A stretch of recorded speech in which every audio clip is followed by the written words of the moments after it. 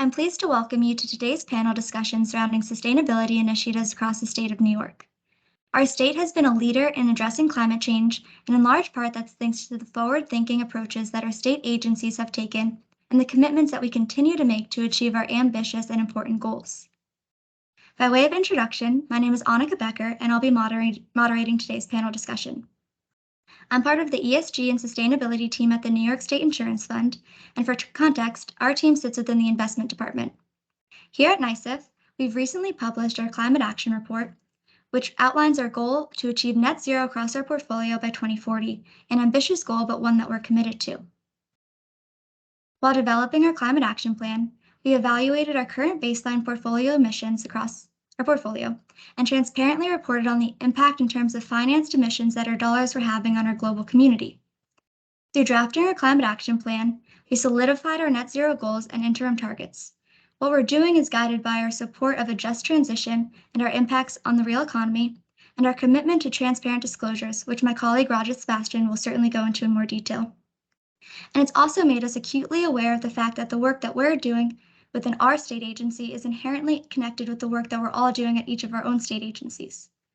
Achieving the state's net zero goals is a massive responsibility, but it's also an amazing opportunity for us. Instead of siloing what each of us are doing at our respective agencies, we need to instead share our thinking in order to build effective and impactful sustainability initiatives across the state of New York. In order to begin facilitating that information sharing, I'm pleased to introduce each of our panelists participating in today's discussion. Without further ado, I'll hand it over first to my colleague here at NYSIF, Rajith Sebastian. Thank you, Anika, and very nice to meet everybody and all the other panelists, and certainly concur with you around how it's important to not work in silos and collaborate around this very important issue. My name is Rajith Sebastian. I'm the head of ESG and sustainable investing at NYSIF. In terms of my background, I have several decades of experience in investment banking across emerging markets and sustainable investing globally across both ESG and impact investing. My role at NYSIF is to help develop the team and strategy so that we are able to achieve sustainability, both from an environmental, social, and governance perspective within the investments portfolio. As Anika mentioned, our priority is to action our strategy set out in the Climate Action Plan, which we published in September 2022. And as part of that, we're building out our team to do that. Now, a little bit of background on NYSIF. The New York State Insurance Fund, or NYSIF, has been around for about 110 years with the mission of guaranteeing the availability of workers' compensation and disability insurance to New York State employers and employees. We're obviously looking to transition on the climate side across both our operations and our investment portfolio, and I'll be mainly focused on talking about the investment portfolio. We manage a roughly $20 billion investment portfolio across asset classes, and achieving net zero in light of climate change now requires ensuring the long-term security of this investment portfolio through aggressive net zero action. We think we're uniquely positioned as a state agency, as an insurer, and as an asset owner to decarbonize investments, finance green solutions, and to collaborate with business partners and other state agencies to drive positive change in the communities where we work. Anika briefly outlined our climate action plan, and I'll perhaps go into a little bit more detail on the 3 pillars that guide us. The first is the real economy. We want to have impact at the grassroots level, and that involves working with other managers and others in the ecosystem to ensure that businesses are transitioning and not adversely impacted by climate change. The second part is an important one, transparency, data, and disclosure. There is not much standardization yet in the space, and therefore being very data-driven and evidence-based in terms of what we do, we think is the right approach. And finally, a just transition to ensure that we're factoring in the social impacts of both climate change as well as our actions to mitigate climate change is critical to us. As part of that, we are focused on building capacity and taking actions. And our goals include setting targets for achieving portfolio and sector decarbonization, collective and individual engagement. And that engagement is, this discussion is part of that engagement, steering our portfolio to decarbonize investments, forming partnerships, and being very rigorous around our disclosures and governance. Thank you, Anika. Thanks, Rajith. Next, we'll hand it over to you, Mark. Thank you. Hello, my name is Mark Lowery. I am serving as the Assistant Director of the New York State Department of Environmental Conservation's Office of Climate Change, and I'd like to begin by thanking the State Insurance Fund and most particularly Anika Becker for organizing this event. It may surprise many of our audience to learn that New York State does in fact have an Office of Climate Change, but the office has been around for quite a while, established in 2007. Our current staff of 17 sees its mission as supporting and coordinating the state's response to climate change, both in terms of reducing emissions of climate pollution and adapting to the effects of climate change. Currently, our main focus is guided through the planning and implementation of the Climate Leadership and Community Protection Act, but also the Community Risk and Resiliency Act of 2014. And we also have a robust program to support municipal climate action in our Climate Smart Community program. In the past 2 decades, state agencies and authorities have gone from barely mentioning the words global warming or climate change to actively working to mainstream consideration of climate change into virtually all of our program planning. And events like this one are critical to ensuring that all staff understand applicable law, regulation, and policy as we make this important transition to a clean energy economy while enhancing our resilience to increasingly dangerous climatic hazards. With that as introduction, I'd like to turn my attention over the next few minutes to the Climate Leadership and Community Protection Act, which provides in many respects the legal context for the policies and directives included in Executive Order 22. But it will be important to keep in mind as I review the goals and requirements of the Climate Act that they apply largely to the entire state economy and differ from those of Executive Order 22, which apply to state agencies and authorities. New York State enacted this Climate Leadership and Community Protection Act in July of 2019, and it went into effect on January 1st of 2020. The statute sets achievement of a net zero economy for the entire state by 2050 as a goal, and it requires an 85% reduction of economy-wide greenhouse gas emissions by 2050, while allowing for sequestration of up to 15% of our emissions by 2050. And these percentages are all based on a 1990 baseline. The statute also sets an interim limit requiring a 40% reduction in the state's emissions by 2030. I will note here that this requirement only applies to direct greenhouse gas emissions and those associated with generation of electricity sold in the state and upstream emissions associated with fossil fuels combusted in the state. It does not apply to indirect emissions that are associated with goods that are purchased and consumed in the state but produced elsewhere.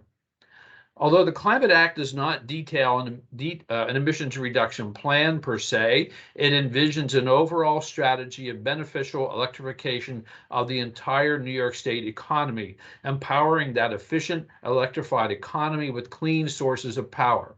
The Climate Act requires that 70% of electricity sold in New York State come from renewable sources by 2030, and that by 2040, 100% of the electricity sold in the state be zero carbon.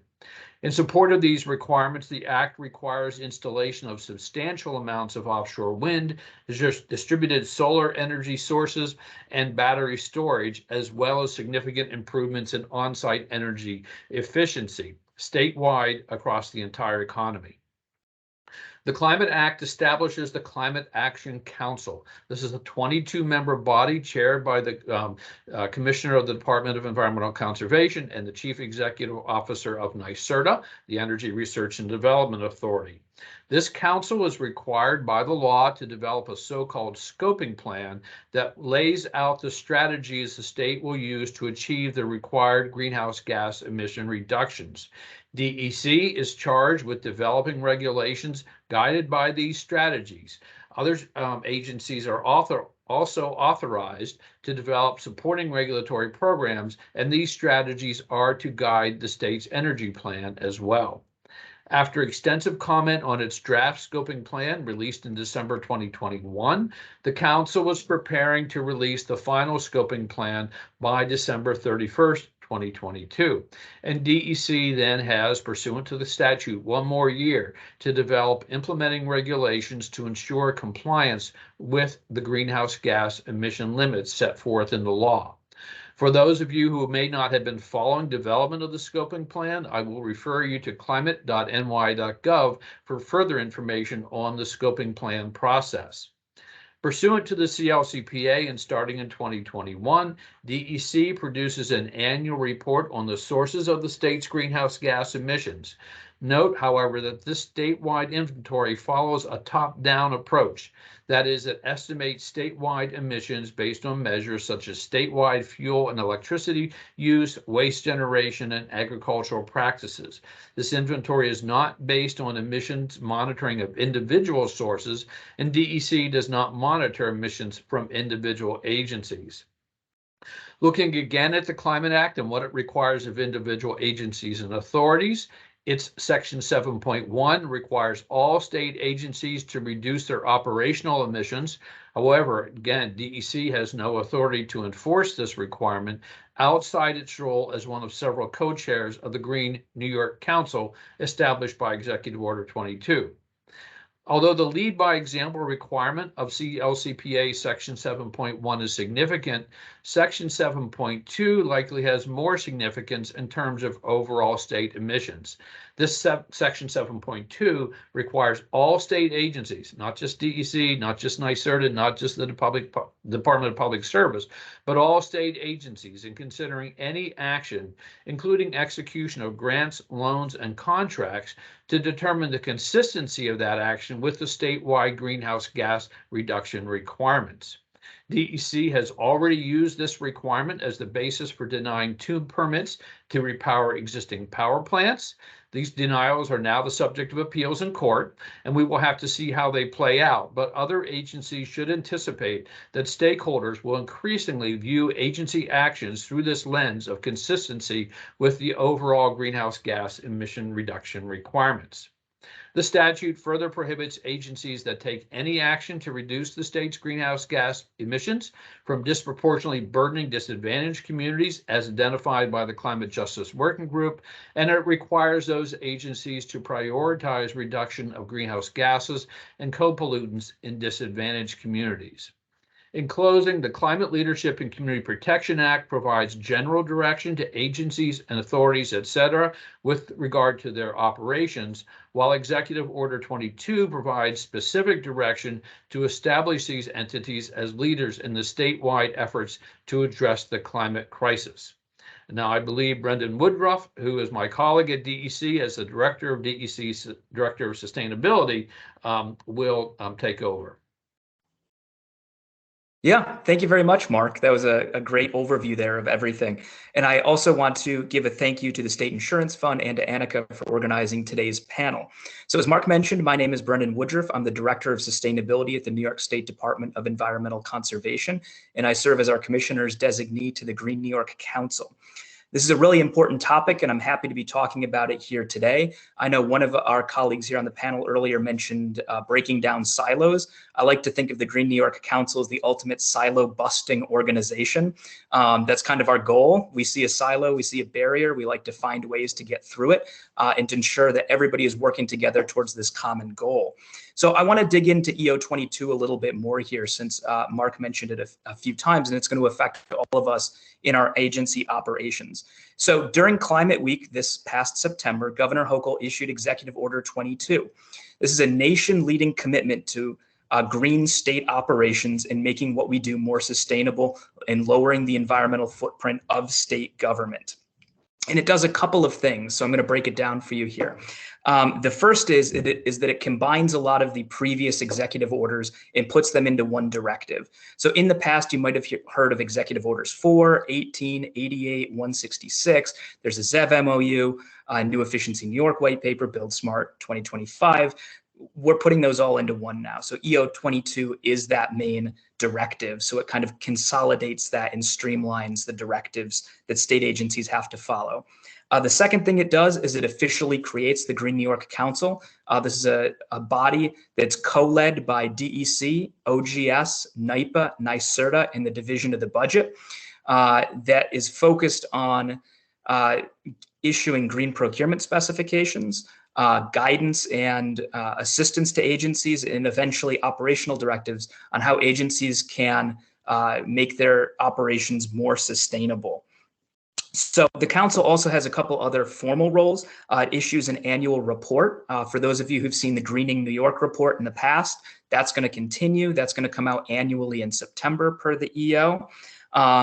And the council is also going to continue to oversee New York State's nation-leading green procurement program, which we've won national accolades for. And some of you might be familiar with the Green New York purchasing specifications. Those are all continuing under EO 22, and the council will be issuing new ones and updating the older ones as we go along as well. One of the most important aspects of EO 22 is that it issued a number of new directives and goals and targets for operations to green our operations. So I'm just going to run through a couple of the top line ones here. There's more in there, but we can get into those later. The first is 100% renewable electricity use in state operations by 2030. This is 10 years before the Climate Act's goal for economy-wide clean energy. And this is a clear example where New York State is leading. The second is a 100% light-duty, non-emergency, zero-emission fleet by 2035. Another one is that the state will have a 100% zero-emission medium and heavy-duty fleet by 2040. It also is going to lead to 11 trillion BTUs of energy savings by 2025 through the Build Smart 2025 program that our colleagues at NYPA are overseeing. It also restricts the installation of equipment that can combust fossil fuels in new construction by the state starting in 2024 for facilities that are entering permitting then. It also is going to reduce waste disposal 10% every 5 years until we've decreased our waste disposal 75%. It eliminates the use of single-use plastics in state operations. It is going to reduce the use of toxic substances within state operations. It's going to increase the climate resiliency of our facilities, and it's going to enhance the habitats that state agencies are maintaining.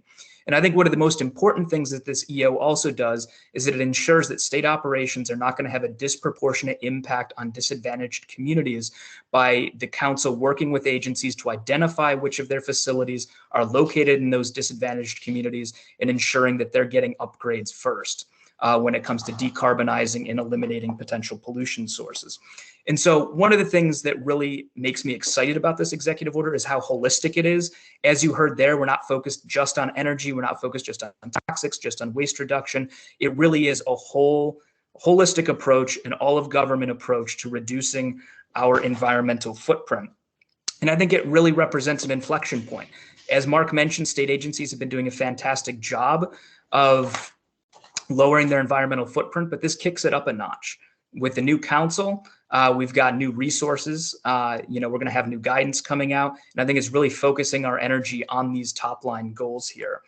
And there's a lot of doom and gloom out there. If you work in the environmental field, you might see that, you might read about it, but this is a real point of hope and optimism. And I want to really impart that on people today, that EO 22 is a nation leading commitment that we're all a part of that is going to make a real difference. And so I just want to thank NYSIF again for hosting the panel today and encourage everyone to, if you haven't already, take a look at EO 22 and feel free to reach out to the council with questions going forward. Well, thanks, Brendan. That was a really great overview of EO22, and thank you all to the other presenters and to Anika for hosting. I'm Kerry-Jane King, Senior Director of Sustainability, and like Brendan, I'm the Power Authority's designee to the Green New York Council. I'll start by providing some background on the Power Authority, who we are and what we do. NYPA provides 25% of New York State's power. 80% of our generation is hydro, and the remaining 20% is natural gas. We operate about a third of the high voltage transmission lines in the state, and our customers include government customers such as New York City, the Port Authority, the MTA, and Westchester County, as well as municipal and rural electric systems around the state, commercial and industrial customers, and nonprofits. NYPA also sells power to other utilities and into the wholesale market operated by the New York Independent System Operator. Referring back to Sebastian's comments, I wanted to mention NYPA's efforts to support the state's divestment goals. NYPA has an OPEB trust, or other post-employment benefits trust, to provide drug, prescription, medical, and life insurance benefits to retired employees. The trust is currently valued at more than $650 million. In 2020, the investment policy was amended to prohibit any direct investments in fossil fuel infrastructure in standard, pooled, separately managed and mutual funds. And as of December 2021, the trust had less than 2% exposure for fossil fuel investment, held primarily in passive, broad market equity index funds. In addition, NYPA has engaged a proxy service that manages voting in alignment with the state on fossil fuel issues, and provides a scoring service that grades potential exposure risk to investment in fossil fuel positions. Turning now to the Climate Act. NYPA's Vision 2030 strategic plan identifies 4 strategic priorities to help the state's decarbonization goals: expand transmission, preserve hydro, decarbonize natural gas, and help customers achieve their decarbonization goals. ESG is identified as a foundational pillar of Vision 2030, and our ESG strategy includes internal programs to further decarbonize our operations. I'll talk very briefly about each of these efforts, beginning with transmission and green bonds. Expanding the electric grid is, of course, critical to enabling the build-out of renewable resources. And NYPA will be directly investing $1.4 billion over the next 4 years and more into the future to upgrade and expand our transmission network. In 2020, NYPA issued $1.3 billion in Series 2020 and Series 2020B revenue bonds, of which $792 million were designated as green by Sustainalytics, and in 2022, we issued another $608 million in green bonds for additional projects. This $1.4 billion investment is designed to accomplish many objectives, including increasing the capacity of the grid to enable integration of onshore and offshore renewables and accommodate a higher level of electrification, increasing transfer capacity to allow for efficient transmission of low carbon electricity generated upstate to downstate high demand areas, alleviating bottlenecks at congestion points, and hardening the grid to improve reliability. Turning to preservation of hydro assets, the second strategic priority that I mentioned, NYPA has undertaken a series of life extension modernization projects at our St. Lawrence hydro facility, and we recently launched a $1.1 billion program at our Niagara facility. Hydropower is really, I would say, the unsung hero of the clean energy transition. It accounts for about 22% of total electricity generation in New York and provides a good foundation to reach the state's goal of 70 by 30 carbon-free electricity. Historically, hydro has been operated as base load generation with only relatively minor changes in output in response to system needs. But as more renewables are added, it will need to ramp up and down more frequently to absorb changes in electricity supply from weather-dependent resources, and to help maintain grid reliability and peak load supply. So it's critically important that we maintain our hydro resources and optimize them so they can continue to operate reliably while minimizing cycling wear and tear. I'll try to move quickly. And regarding decarbonisation of our fossil assets, another really important piece of our strategy to help the state achieve carbon-free electricity by 2040, NYPA has set a goal to decarbonise our natural gas assets by 2035. As part of this strategy, we've taken the major step of soliciting proposals from developers to decommission some of our small fossil plants and replace them with battery storage. And this will, of course, not only help decarbonise the grid, but also support integration of offshore wind capacity now being developed off the coast of Southeast New York. So the fourth strategy is to help customers achieve their own decarbonisation goals. And just briefly, NYPA is doing this by providing design, bid, build energy services, including energy efficiencies, which supports the State Build Smart program, distributed energy resources, including solar and energy storage, and electric vehicle charging infrastructure. And we are projected to invest 1.26 billion over the next 4-year period, 2022 to 2025.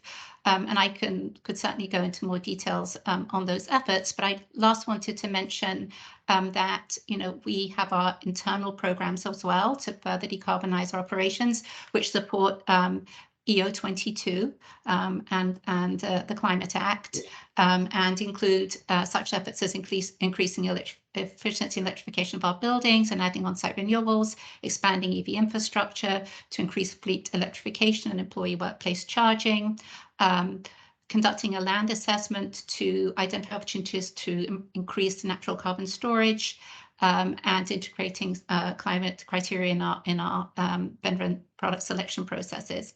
I'll stop there, but thank you. Thank you. And last but not least, we have Steve. Hi, I'm Steve Cohen. I'm a professor at Columbia University. I direct the MPA in Environmental Science and Policy program, which I started in 2002, and the Sustainability Management program, which I started in 2010.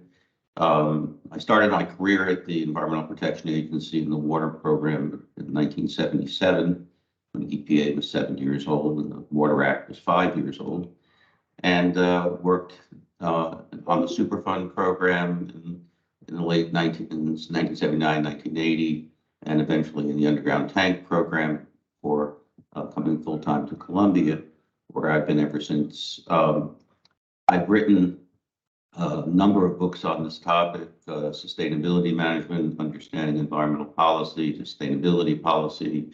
I have a new book coming out on the transition to an environmentally sustainable economy, which I believe is underway right now. It's a generation-long transition. What the state of New York is doing is part of that. California is a little ahead of you, but they've been at it a little bit longer. And but then there are places like Mississippi and other states that are far behind. Nevertheless, this is the way change takes place in America, if not just America, all over the world. But this transition is happening. It's happening in the same way our economy transitioned from being agricultural based and trading to manufacturing based to being service based. Sometimes these transitions are not visible to the average person. Here in New York City, we had a transition that was so invisible, we almost went broke in the mid-1970s because we didn't realize what was going on. But I'll give you one statistic that might make you think about where we are in this transition. So in 1950, 95% of the clothing made in the United States of America, worn in the United States of America, was made in the 5 boroughs of New York City. 500,000 people worked in that industry. And we also manufactured automobiles, and bicycles, and all sorts of things in the 5 boroughs. We were the center of manufacturing in many respects, right here in the 5 boroughs. Then they did something called inventing containerized shipping. which our docks couldn't handle. And a variety of other things happened in terms of labor pricing and so on. New York City lost 1 million people, almost went broke in the 1970s, but then something happened. We have a very creative group of people here, and the west side of Manhattan, which was where all the factories were, suddenly became boutiques and art galleries and high-end restaurants. The freight train that used to take goods from the docks to the factories became the High Line Park, and New York City regained all of its population and then some, and grew to be a much wealthier place. Well, how did that happen? It happened because of the creativity and ingenuity of our people. And we're seeing that now with sustainability as well. The laws that you're referring to, the laws in New York City, and certainly some of the laws in California. But I think one of the things to keep in mind is that aspirational targets are useful in that they keep in mind where we want to go. But the real change is what happens day to day when you actually are on the ground doing the hard work to make change take place. So I'm on the board of a company called Willdan that's in this business of energy efficiency and renewable energy. And one of the projects I'm really fond of that they're doing right now is electrifying a housing project and its heat system in New York City. I think what's going to sell this transition is that our energy is going to become more reliable, less expensive, and cleaner.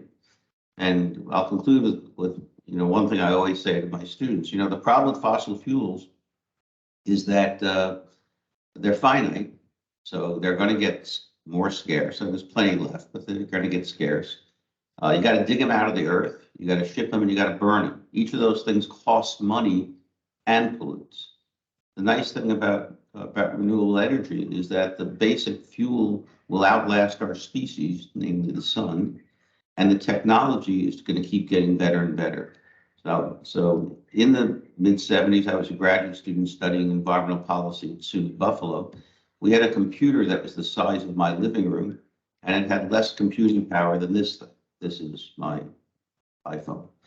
And I didn't know back then that I'd have to carry a computer everywhere I went, or that I could I would no longer need an encyclopedia. All I had to do was ask my phone, any fact I want to know anywhere in the world. So imagine this. Imagine the solar array that now costs $15,000 on your roof is in your window, and the battery doesn't cost $3,000 and hangs on your wall, but costs $200 and is the size of your laptop. And your whole home energy system costs $500. So if I were in the fossil fuel business, I'd get out of it as soon as I can. The last thing I'll say is AT&T, that second T was for telegraph. Those guys were smart enough to get out of the telegraph business. They got out of the landline business. They went to the cell phone business, and they were broken up by the federal government into the baby bells. They were heavily regulated, but they're still heavily profitable. The oil companies are on a suicide mission. The fossil fuel companies are dying, and the only way they're going to live is if they redefine themselves as energy companies. So the state of New York doesn't have to worry too much about meeting these climate goals in the long run. In the short run, we're going to have problems. What's feasible in 30 and 40 and 50, we won't know until we're really on the ground making things happen. But I'm very encouraged with what I see, and the commitment of the state and the city is magnificent. I think what the Biden administration has done to inject some real dollars into this makes it real. And I'm one of these people who's an optimist. So, I've educated thousands of students who are in the field with you, and I'm proud of what they're doing, and I'm quite confident that that this is going to work out. So that's what I'd say by way of introduction and all. And I have to also say that I was told that that this would end at noon, so I am going to be departing at that point. Yep, no worries. Okay. Thank you. Great. Thank you all so much for those introductions. And I just want to take this minute to, again, thank you for participating in this. We definitely have a very deep range of perspectives on this panel, and I'm really looking forward to the conversation that's about to ensue. In terms of framing the rest of our discussion, I have a few pre-prepared questions to guide our dialogue, but of course, please feel free to engage with one another. If any thoughts come up, if you want to share any insight or comments to each other, that would be really helpful for our audience. And I just want to say as well, this serves as the beginning of a very long conversation. We have a lot more to talk about than just the hour of this call, so I look forward to continuing the conversation. So one thing that's tried and true is that what gets measured gets done. As we look to improve our sustainability efforts across the state, why is it important to assess greenhouse gas emissions across state agencies and to implement GHG reduction plans and targets? Mark, I'll first kick the conversation to you.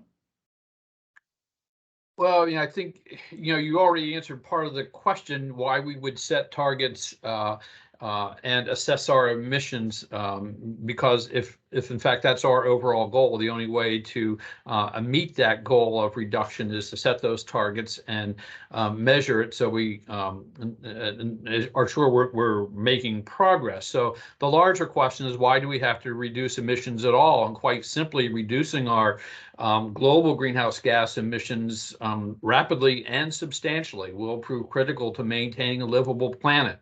If that sounds like hyperbole, consider that the current global greenhouse gas emission reduction policies agreed to by the nations of the world are putting us on a track to allow global temperatures to increase by about 3 degrees centigrade by 2100. At that level of warming, substantial areas of the Earth will be almost uninhabitable, and we could spend days, and maybe we will in the future, talking about all the other environmental, social, and geopolitical aspects of that degree of warming.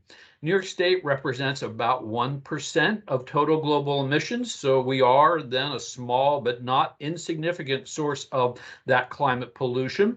But New York State, and Dr. Cohen already alluded to this, we play an outsized role in that many states and nations look to New York State for economic and political leadership.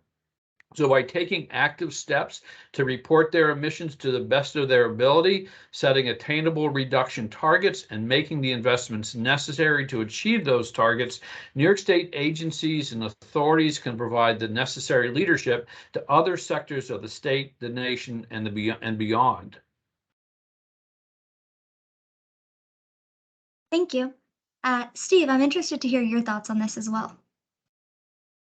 Well, I think that, as you said, it's a Druckerism. In order to manage something, you have to measure it. Without measurement, you can't tell if you're making it better or worse. So measurement is absolutely essential. In fact, one of our most popular classes in the Sustainability Management program is a course on greenhouse gas measurement, because this is an important skill. And I think we see this with the SEC proposal for carbon disclosure, which may be the most significant change in private sector behavior. It will stimulate the most significant change since the invention of accounting in the 1930s. This is of the same order of magnitude of change. And I think what's going to happen, and it's really pretty interesting. So the private sector is starting to understand climate risk and the need for climate disclosure. And so the state government, of course, also has to lead by example. We can't have the private sector cleaning up their act with the state government lagging behind. So that's why part of this is important. But the other thing that I think it should give us all a sense of great optimism. In 2010, 10% of the Standard & Poor's 500 corporations did sustainability reports. Last year, it was over 90%. Now, that is really saying something about the importance of this topic. And when the SEC rule is promulgated later this year, 100% of publicly traded companies are going to need to disclose their carbon, just as they have to tell you how much revenue they're generating and how much profit they're making. They're going to have to tell you the risk caused by climate change and the risk they create due to their operations. So this is very significant.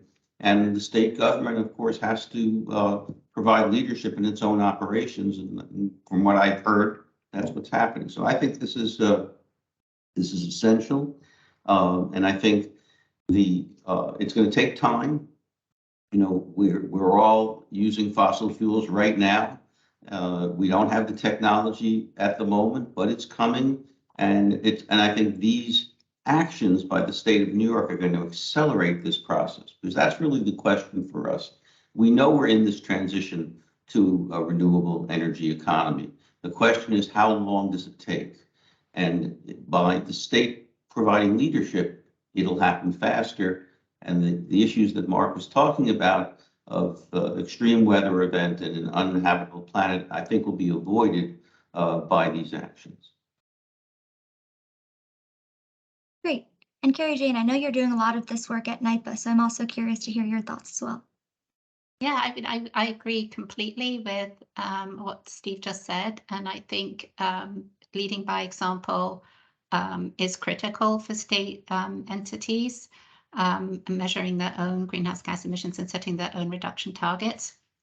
And with the different functions of state agencies and authorities, you know, for example, NYPA in energy, the MTA in transportation, there's an opportunity to demonstrate a range of strategies across value chain to achieve the necessary reductions. And I would just add that, you know, a critical step for each state entity is to establish baselines and identify areas where they can have the greatest impact. And then, of course, set their targets. And as Steve mentioned, you know, it's important not only to track, but to report on progress, because that will galvanize others to follow. Thanks. And I might stay with you, Kerry-Jane, for just a second. And that segues very nicely into our next question as what do you see as the first steps that state agencies must take to improve sustainability across their operations or investments? I guess I would say it is really, you know, the measuring piece of it, right? The first step is to measure, so to establish baselines and set targets where there are the greatest opportunities for reductions. And then, yes, I think reporting is another very important piece. You know, transparency and disclosure is critical if we're going to move forward across the economy. Thank you. And Brendan, what are your thoughts on this? I know this is also in line with a lot of the work that you're doing. Brendan, you're muted. Oh, can you hear me now? Yes. Okay, good. Yeah, you'd think after a couple of years of this, I'd be used to it. So I agree with what Kerry-Jane said there. I think a couple other things that I would say for agencies that are just starting on their journey here. First is to think about the structure within your agency. So how are you going to get ideas from, we call them the boots to the suits. So a lot of times you have the frontline employees that are kind of doing the day-to-day work of operating facilities, thinking about capital upgrades, thinking about vehicle purchasing and things like that. Can you create a system where you have the ability to have those ideas lifted up to the executives to be able to fund, to be able to greenlight, and to be able to get accomplished? So think about the structure. If you can have a way to have your sustainability coordinator regularly meeting with a group of folks from your operations, from your finance division, from your personnel, in addition with your executives, bring everybody to the table and allow all those ideas to get out there.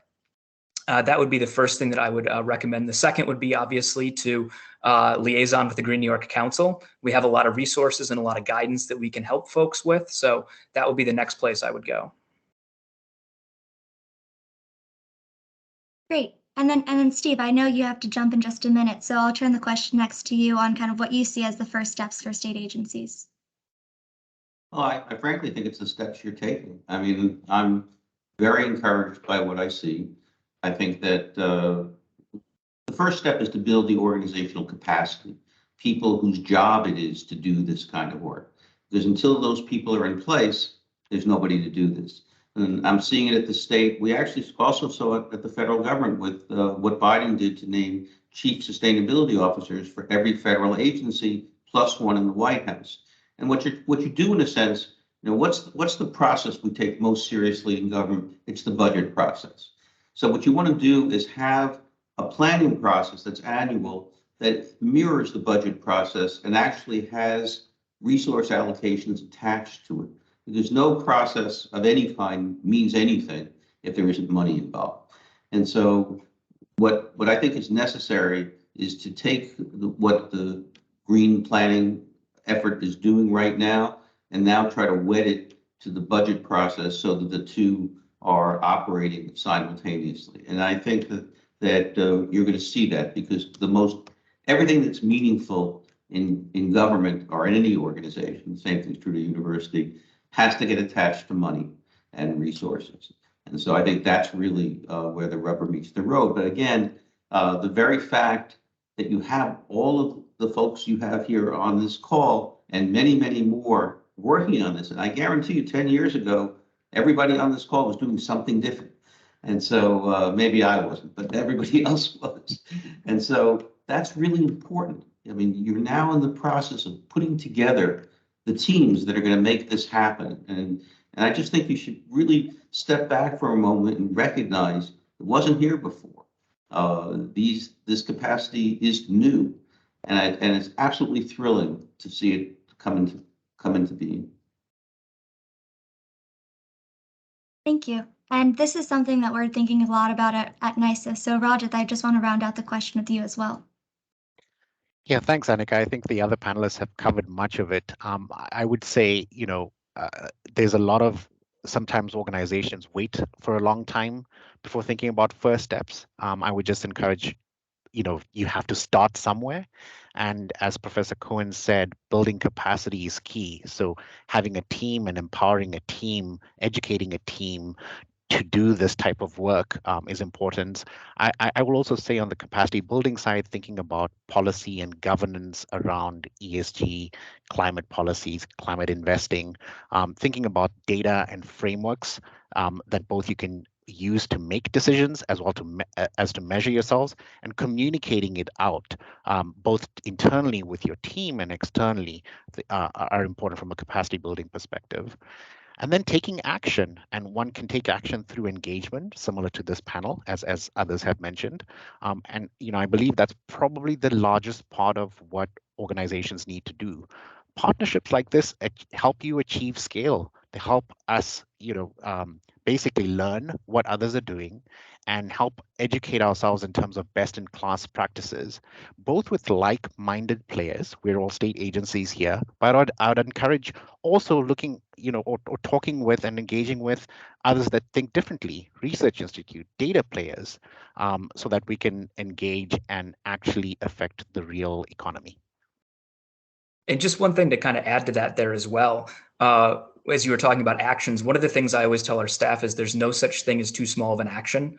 Everything makes a difference, and success begets more success, and it builds confidence within the organization. So, when you're thinking about starting something, it doesn't have to be this huge, big project. It can be something simple within a certain business unit. But once you prove that success, that's going to show to others that they can do this, and it's going to make a positive impact. Yep. Yeah, I completely agree. And I think it's more about getting started than what you do to start. So I really agree with all of the comments that we've all shared. So our next question, as agencies continue to take these first steps toward improved sustainability, what do you see as the challenges and the opportunities that state agencies might face as we implement our sustainability plans and our reduction targets? Mark, do you want to start us off? Sure. I suspect that anyone who's on this, viewing this webinar, can fairly easily enumerate the various challenges that they might face in starting anything new. That starts at the top, the potential lack of political will and the way that might be translated to executive direction or lack of executive direction down to competing priorities. Very few state agencies have available all of the resources that they think they need to complete their basic mission, and often don't have what they consider to have enough funds or sufficient numbers of staff or perhaps more importantly, when we start thinking about expanding programs into thinking about sustainability, staff with the right skill sets. I do think that the CLCPA and Executive Order 22, in fact, signal that the political will to improve sustainability at state agencies is there, and that sustainability should be a priority. I do hope that we are able to leverage newly available federal funds as well as the recently improved Bond Act to provide funding to enhance agency sustainability efforts, particularly in the areas of energy efficiency and renewable energy, and also making our infrastructure more resilient to increasingly dangerous climatic hazards. But I think really over the long term, and I say this from the experience of someone who is the last remaining member of the original Office of Climate Change, so I've been doing this since 2007, the greatest challenge will be ensuring that sustainability is not just a standalone program, that you don't just set up a sustainability office that issues a report every year that largely consists of greenwashing.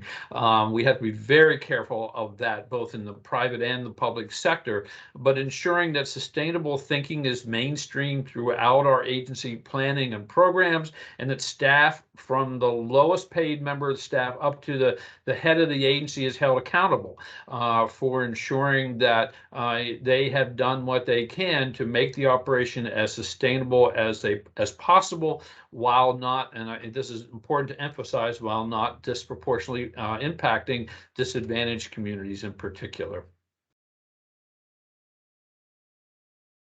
Yes, absolutely. Rajith, do you have thoughts on this as well? Thanks, Anika. Yeah, I think, there's one of the challenges that we'll face is around data and disclosures and consistency around how to measure. And I think, Kerry-Jane did a great job of outlining that. I will say that there is a lot more transparency coming into this space across the board from an accounting perspective, the recent work by the International Sustainability Standards Board, and certainly this was a big topic at the recent COP27. So, just to say there is great hope and great progress around data and disclosures. From an opportunity perspective, both Brandon and Professor Cohen talked about inflection points. And this is an inflection point, so it's important to be optimistic about what's coming in the space. I think there's an opportunity to have a state agency to have an amplified voice in the sustainability space, to be able to influence other players, other managers, other stakeholders with the goal of having a positive impact on the real economy. I think partnerships and coalitions, similar to what we discussed before in terms of engagement, is a huge opportunity, and that would help us achieve scale to get to these ambitious net zero goals. And finally, a major opportunity is involved in incorporating social impact around all our climate and transition goals, ensuring a just transition to ensure the most underserved populations are not negatively impacted by, first, climate change, and second, the solutions that we're proposing for climate change, I think is really not only a challenge, but it is a huge opportunity. Thanks, Anika. Yeah, and what really resonated with me about that as well was in terms of partnerships and building these coalitions. When we do face these challenges, building those partnerships and working together, we could really do a lot to overcome those challenges together. So I think that is a great opportunity as well. So our last question of the panel, I'm going to kick it first to you, Brendan. What do you see as the role that state agencies can have in a global net zero transition? I think it's leadership. I think it's showing what's possible. When you think about the state of New York, when I think about the 75 agencies and authorities that are part of the Green New York Council or affected by Executive Order 22, I mean, you've got everything from hospitals to nursing homes, to ski areas, to office buildings, to golf courses, you name it, the state of New York operates it. And we're going to be decarbonizing it. And I think that's really powerful in showing how we can do this across a broad array of different areas. I think the famous quote out there, what happens if you can make it in New York, you can make it anywhere. If we can do it in state government, you can do it anywhere. And I think that's one of the most important things here that our leadership is going to show, is that when we do something tough, because we have the ability to do it, we have the will to do it, other people are going to follow. And I think that's one of the most important things I would say to agencies is, when you solve one of these problems, let's talk about it. Let's share it with our partners inside and outside of government. Let's, talk about our achievements. Let's not be humble about it. Yeah, I wholeheartedly agree. I think we do have the opportunity to be a real leader in this. And I've been thinking about this too, in terms of what we were talking about earlier. We have this huge opportunity and this huge responsibility as the state of New York. We, for the past decade, have been in the top 10 states' highest emitters. So granted, we're at the bottom of that list, but we still have been consistently on that list. That, coupled with the fact that we see through various studies that the earlier action that we take, even if there's two scenarios both heading toward our goal at NYSIF of 2040, net zero emissions, the earlier we can take action, the stronger impact that will have. So it really is about these first steps, and it's about really dedicating and committing ourselves to our net zero goals and sustainability just really across the state.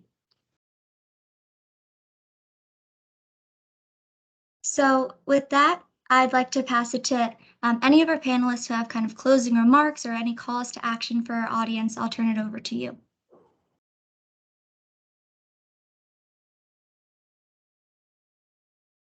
I would just add that, as I mentioned in my introduction, the Office of Climate Change sees itself as a largely coordinating body.